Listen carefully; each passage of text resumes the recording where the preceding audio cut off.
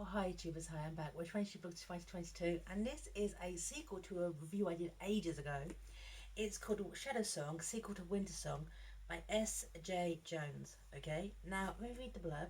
Okay, 6 months after the events of Wintersong, Liesl is working towards furthering both her brother's music career and her own, but life in the world above is not as easy as Liesl had hoped.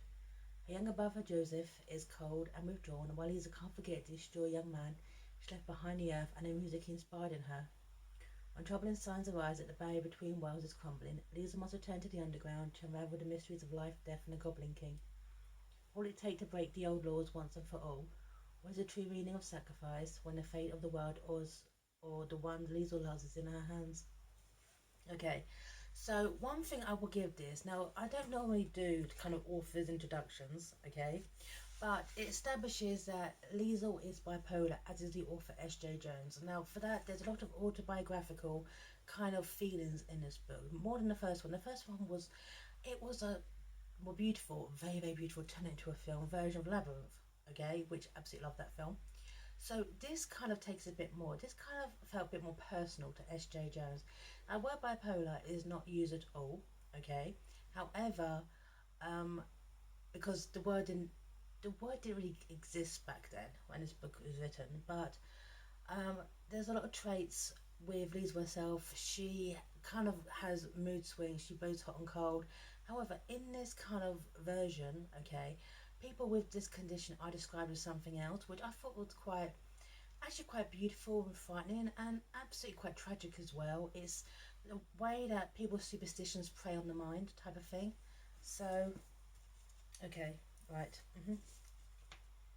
So this also goes back as well between kind of the Goblin King's life, and also um, plays more with Josef as well.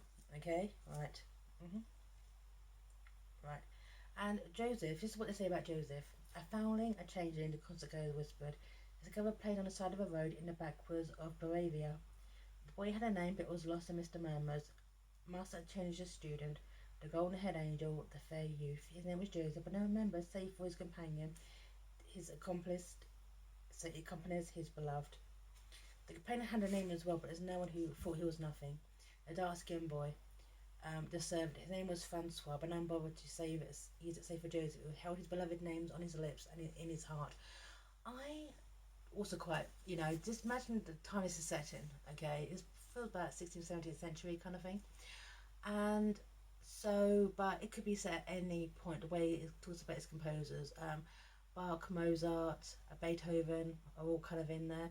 So the fact that Joseph is in this unfamiliar land, he's assistant to Master Antonio, he has, one of a better word, a boyfriend, okay, who is of African heritage and is also a servant. So it's kind of, Joseph kind of exists on the margins, and the people who he plays to consider him an abomination, a changeling. So he exists on the margins of society. He can't help that. Okay? So it also explores the kind of world that Liesl comes to as well. Now, throughout her history, when she says after Joseph's master passes away due to strange circumstances, and Liesl kind of goes into hiding for a while, it kind of also explores Liesl's own family, okay? And the fact that this is put in the first time, they say to about her area, people come back to where they are. They can't leave the Goblin Glen, if you will, okay? They can't leave the land. They are all tied to the land, okay? And this is all on her maternal side, because on Liesl's father's side, they are innkeepers, that kind of thing. They are the working class. On her mother's side, they are the composers. They are the artists, okay? All right. Right. Right. Your grandmother's family was one of the oldest, if not necessarily the most respectable. The old man said. This is the vector. Right. Strange and queer, a lot of them. Elf touched, they were called in the old days. I found elf touched. Right. The rector's yellow smile spread across the wide of his face. The mad, the fearful, the faithful. Josie dwell with one foot in the underground and other in the world above. All the hairs rose at the back of my neck. There's madness in my bloodline, but was it madness or unseen connection to something greater? Something beyond mortal ken? Many of the beautiful and broken branches of my family tree were touched with genius. a drive to create that turn them inside out and upside down. Right. So, yes, so it's the society sees them as elf touch, but from Liesl's perspective, well, she's from a broken branches of geniuses, absolute geniuses. Right, so she makes her way to Vienna. Now she makes her way to Josef and her sister as well. They kind of set up shop, okay. But the thing is, they try to get on with life. Joseph Liesl's composing. They're um, her sister's working like as a seamstress, so they're trying to build a life for themselves in like a strange new city, which is a million miles away from where they're from. Okay, but after the events of the first book, that's Wintersong, which I absolutely adored, it's still preying on Liesl's mind. She can't get over that. She can't get over her experiences, and her heart still beats for the Goblin King. Okay, right. In the moments between sleep and awake, in the harness, the loneliness caved, so carved for my soul were large enough to swallow me whole. Playing a wedding night sonata conjured up ghosts, both literal and metaphorical. That sonata's interesting because Liesl composed it, and her brother plays it because one is the composer and one is the actual musician. Okay, but it's basically it's the reveal that the barrier between the Goblin Kingdom and the human kingdom is breaking down. Okay, right. In a wedding night sonata conjured up ghosts, both literal and metaphorical. Right. But the thing is, this has been noticed as well by her family, which I also appreciated. Okay. Now, Kathy, okay, her sister, is trying to establish her life as well, and she's tired of it. Now, the focus is always on Josef and Liesl, but the fact is, Kathy is pretty much the calm point in the storm. She's not magical, okay, in comparison to her siblings, and she's a practical one. But the thing is, she always feels like the burden is on her, which is true. It is.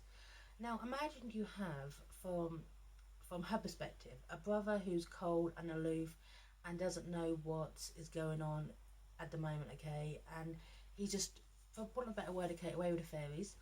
A sister who is literally not intact after she came back from the Goblin Grove, okay, the Goblin Kingdom.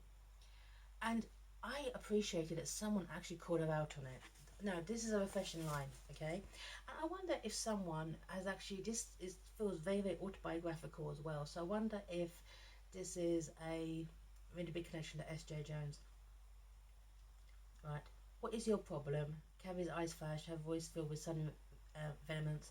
I was taken aback by the force of her anger, but more than that, I was envious. I wanted the strength of her convictions, because my own resolve was weak. What is it you're afraid of? I'm tired of bearing your emotional burdens, Liesl. I cannot carry them further. I'm not your crutch. I begged, excuse me. Ever since you came back from where you've been holding yourself together. Before I could protest, in my defence, she went on. You're hot, you're cold, you're up and down, you're fast or slow. I can't keep up with you sometimes, Liesl. You're like a top spinning out of control. And I'm constantly watching, waiting for any wobble that might topple you.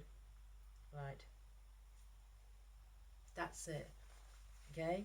Now, obviously, Liesl is bipolar in a world, okay, who doesn't understand it. Okay? But for someone looking in as someone who is bipolar but not understanding it itself, that's a common reaction. Okay? And that is a wonderful bit of writing. I just want to point that out. Okay? Now, Josef gets this mysterious benefactor who's basically going to help him, you know, come back into society, you know, his own merits. And they go to like a wonderful ball, and okay, there's Count and Countess who are described as very, very grotesque characters. Okay, one is, you know, short. I thought they weren't human. First of all, they might be more of constructs. The woman is like, you know, tall and thin and willowy, and the husband is short, and yeah, it was kind of reminded me of, you know how, okay, the Red Queen in Alice in Wonderland, okay, and Tweedledums or Tweedledee, pick one, okay, getting together. That's what it reminded me of, okay, right. hmm but the Countess is essentially he kidnaps the Joseph and Elizabeth, okay. Oh, Kathy is and Francois are, they're fine, right, right. Who are you? I quote. You know who we are. I heard the Countess' voice through far away, miles of years distant. We are the mad, the fearful, the faithful, the ones who keep the old laws. We are the Goblin King's own. It said it in German. I can't speak German. Okay? So, yeah. So they take her to like this castle where they have to kind of sort out the barrier between the Goblin King. What is dropping the barrier? Right. And it turns out that the Countess is a descendant of the original Goblin King, queen, who stole the Goblin King away and in his place left a child who became our Goblin King. It makes absolutely no sense, but that's the way it is. Okay? Right. And Joseph, at this point, he has no idea what's going on. He has no idea, okay, we see this connection. He had no idea of the whole kind of Goblin King itself. So when he finds out what his sister's been up to in his absence, he's actually quite devastated. Okay? Right. Right.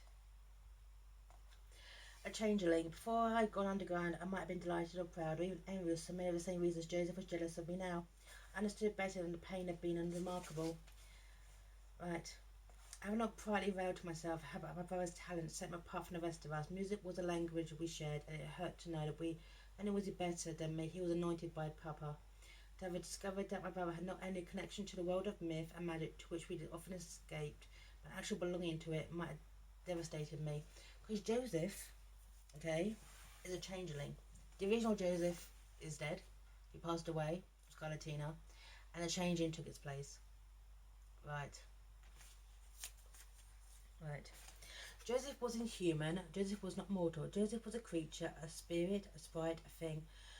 My entire being cringed at the notion of my brother being as a thing. If my brother was not human, he was at least a person. He laughed, he cried, he sulked, he raged, he reasoned, he felt the same as the other boy. Youth, and did it matter that his blood and bones were of other kin, not mine?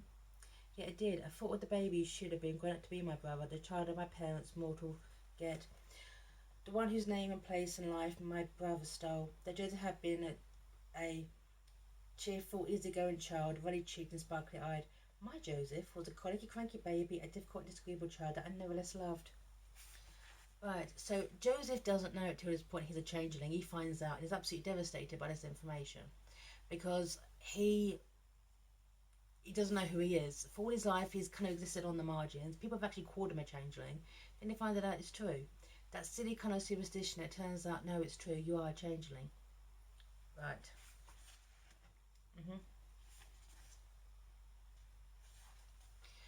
But it all kind of comes as is Joseph goes to the underground. Liesl goes in after. They actually meet up with the Goblin King, who is weakened and kind of distressed. Okay, right.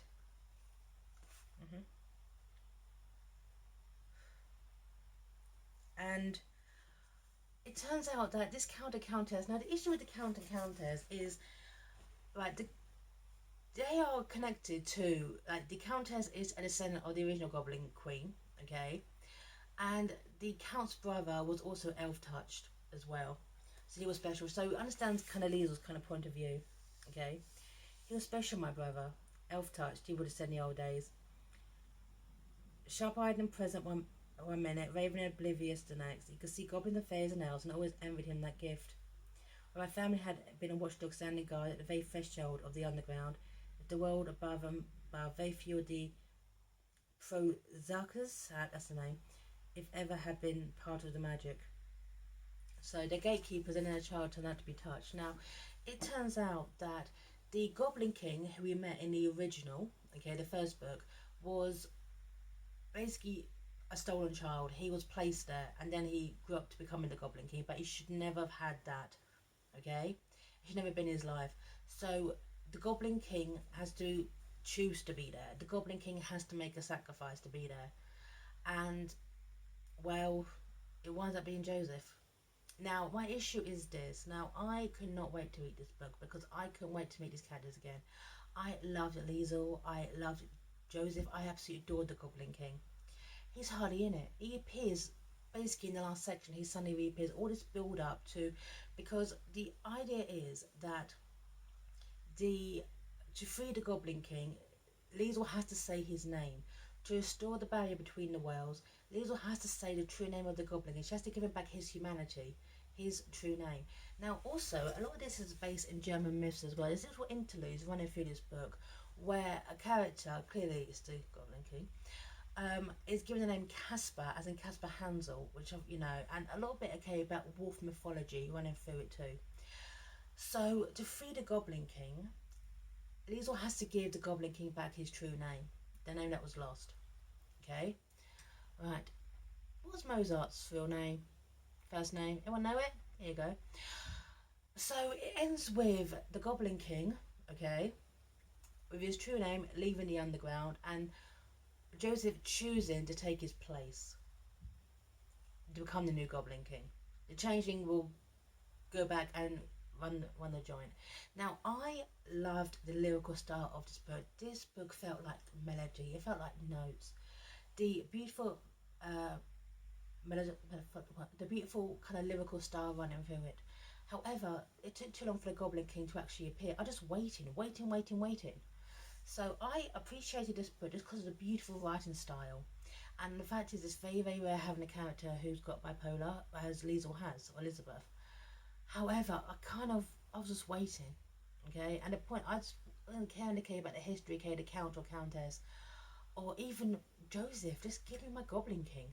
Anyway, Shadowsong by S. Jae-Jones. Yeah, I kind of recommend it. It's a good kind of continuation, and maybe a third one. So, and I'm signing off here.